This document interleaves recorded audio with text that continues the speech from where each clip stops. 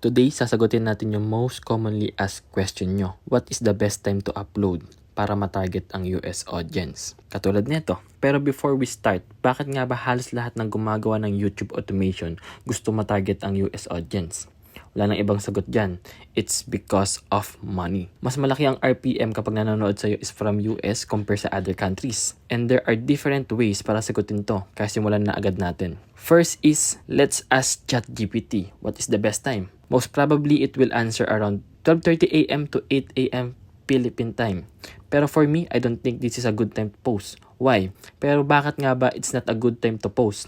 It's because dyan active ang mga tao sa US.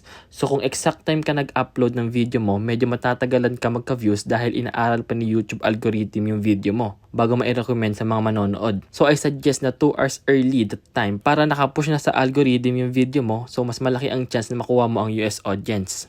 Second is check your videos. Isa sa pinakasimpleng logic sa pag-target ng US audience is yung video mo. Pinaka-basic na explanation dito is, sa tingin mo ba pag nag-upload ka ng Tagalog video may mga taga-US na makakaintindi? Wala. Isa pa, if mostly ng videos mo is AI videos na animated, most likely mababa ang percentage ng US audience mo.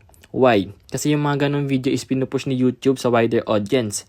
Since walang audio yon, so any country can relate sa video na yon. Anong need mong gawin? Try to make videos that focuses on US audience. For example, maglagay ka ng commentary in English. O kaya naman, try to put US happenings na makaka-relate sila. You can use Google Trends para sa advantage mo. Again, these are the only tips na na-experience ko sa pag-YouTube automation. I still believe na it doesn't matter kung anong oras ka mag-post at nakadepende pa rin yan sa type of content mo. So if you want to follow this tip, I would say na tip number 2 ang gawin nyo and try to make a content that focuses on US audience. That's it. Kung may napulot man kayong konting aral sa video na to, I appreciate if mag-subscribe kayo at i-like nyo yung video. And I will try to post more tips sa YouTube automation. And I hope you'll be successful sa YouTube automation journey nyo. Yan lang. Bye.